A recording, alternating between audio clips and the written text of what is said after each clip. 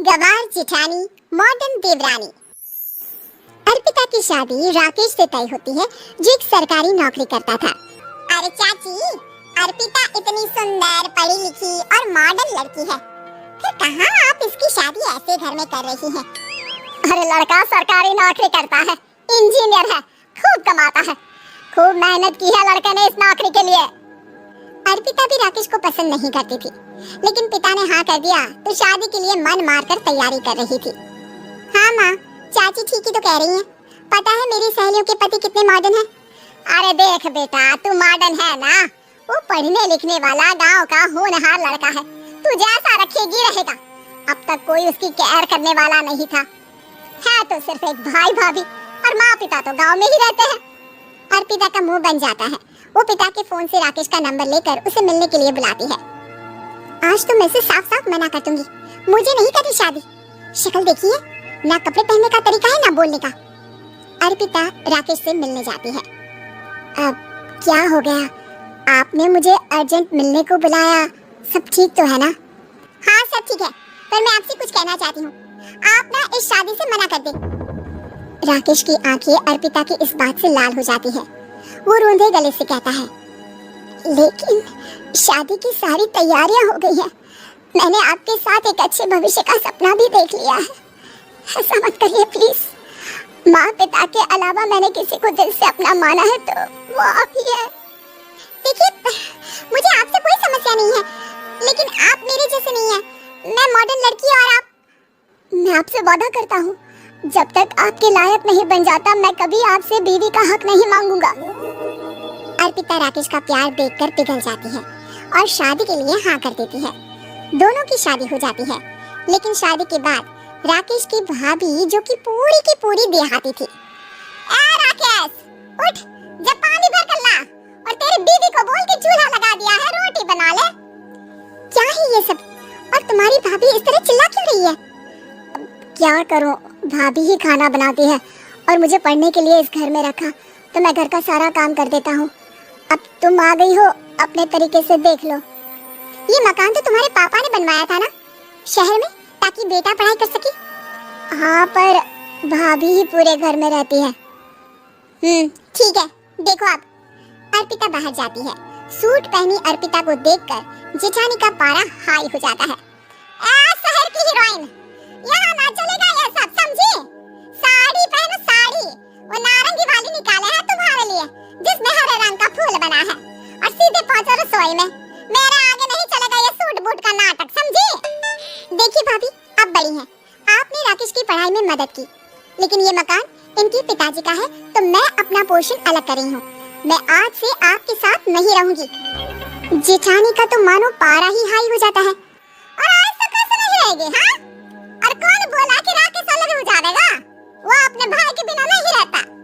आज देखिए तो, देखिए कल के आई छोरी क्या बोल रही है। राकेश के साथ बात हो गई है, मैंने ऊपर का हिस्सा राकेश को दे दिया है, उसकी अपनी जिंदगी शुरू हो रही है, तो अच्छा है ना कि अब रसोई भी अलग हो जाए। अर्पिता राकेश की ओर फक्र से देखती है कि उसने अर्पिता के लिए स्टैंड लिया। अर्पिता बाजार में जाकर सारा रसोई का सामान ले आती है। पिता के दिए सामान से घर सजाती है और अपने तरीके से पूरे घर की सजावट करती है। शाम को राकेश ऑफिस से आता है। कुर्ता पैजामे में राकेश को देखकर, अरे ये क्या पहना है? भाभी सिलती है ना कुर्ता, मैं सारी कमाई भाभी को ही दे देता हूँ, लेकिन अब ना बीवी को देना होगा, क्योंकि भैया भी अच्छी नौकरी करते हैं। भाभी अपने पति का पैसा संभाले और मैं अपने पति का पैसा संभालूंगी। तभी भाभी आ जाती है। अरे देखो, बहुत हो गया। हाँ, अलग रहने तक तो ठीक था, लेकिन पैसा हम एक फूटी कौड़ी नहीं देंगे। बचपन से तुम्हारे पति को हमने पाला है, उसका हिसाब दो। अच्छा, हिसाब चाहिए? कितना पढ़ी है आप जो आपको हिसाब चाहिए? बड़े भाई हैं उनकी, जिन्होंने उन्हें पढ़ाया लिखाया, वो हिसाब मांगेगी तो जरूर दे दूंगी भाभी। अरे देख, हाँ, अगर तूने पढ़ाई की है तो मैं भी अंगूठा छापना हो। अरे 5 की रात तक पूरी पढ़ाई की है, समझे? वैसे भी कल इन लोगों के माँ बाबूजी आ रहे हैं गांव से, वही लोग ठिकाने लगाएंगे तुझे। अगले दिन सास ससुर आते हैं, दोनों बहुत ही सीधे लोग। अच्छा किया जो ऊपर के हिस्से में राकेश की गृहस्थी लगा दी, अब दोनों बेटे अपना अपना देख ले। छोटी बहू कहाँ है? अरे बहुत ही चालाक है माँ जी, ऐसी जबान चलाती है जैसे दर्जी कैंची चलाता है। वैसे बहू तुम भी कम नहीं थी। और सुनाओ। तभी छोटी बहू सास ससुर के पैर छूकर उन लोगों को चाय और नाश्ता देती है। माँ जी, आप थक गई होंगी, मैं खाना लगा देती हूँ, ऊपर आ जाइए चाय पीकर।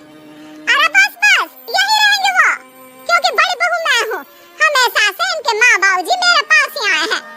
चलिए माँ जी, आप ना किचन में खाना बनाइए, मैं जरा बाजार होकर आती हूँ और फिर साथ में खाना खाते हैं। जेठानी बाजार निकल जाती है और सास ससुर बेचारे घर पर अकेले। फिर दोपहर को, माँ जी, मैंने आप सभी के लिए खाना बनाया है। माना मैं छोटी हूँ, लेकिन अच्छा लगेगा अगर आप लोग मेरे साथ रहें। वैसे भी यहाँ है कौन बेटा, चलो ऊपर राकेश के पास ही चलते हैं। सास ससुर दोपहर का खाना खाकर वहीं आराम करने लगते हैं कि जेठानी आ जाती है।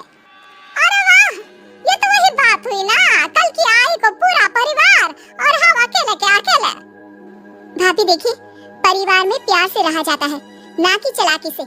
अम्मा खाना कैसे बनाती, पहले ही गांव से थक कर आई हैं। हाय रे भैया, तो मैं क्या बाजार से ऐस करके आ रही हूँ? अरे भूख के मारे मेरा सर दर्द हो रहा है और यहाँ मेरी फिक्र कौन करेगा? अरे तो किचन में खाना है, लगा देती हूँ मैं भाभी। बड़ी बैठकर खाना खाती है और शाम को जब राकेश घर आता है। अरे राकेश, तू तो पूरा हीरो लग रहा है इन कपड़ों में, ऐसे कपड़े पहले क्यों नहीं पहनता था? राकेश बीबी की तरफ देखता है और फिर कहता है, माँ पहले पहनाने वाली नहीं थी ना। हाँ हाँ, और हम जो हाथ से सिल सिल कर कुर्ता पहनाते थे उसका क्या? अरे तुम्हारे भैया तो आज भी पहन रहे हैं। तभी अर्पिता सास के लिए कपड़े और ससुर के लिए शर्ट पैंट लाकर देती है। उन लोगों को फ्रिज से ठंडा पानी और टीवी में फिल्म दिखाती है। अरे कब से इनको बोल रहे हैं कि फ्रिज वाले आओ, लेकिन ये है कि मानत ही ना है। बहू अब तो तुम ही समझाओ ससुर जी को। नहीं पापा, आप फ्रिज मत लीजिए। अरे वाह रे छोटे, खुद फ्रिज का ऐसे का मजा ले, और इनकी माँ के पास फ्रिज भी ना हो। अरे देखो पिताजी, देखो माँ जी कब बोल रही है। अरे उसकी पूरी बात तो सुन लो कि वो क्या बोल रही है। वो इसलिए क्योंकि अब माँ जी और पापा यही रहेंगे मेरे पास। घर को घर सिर्फ मॉडर्न या गांव की सोच नहीं, बल्कि संस्कार बनाते हैं भाभी, और संस्कार अच्छे हो तो सब सही हो जाता है।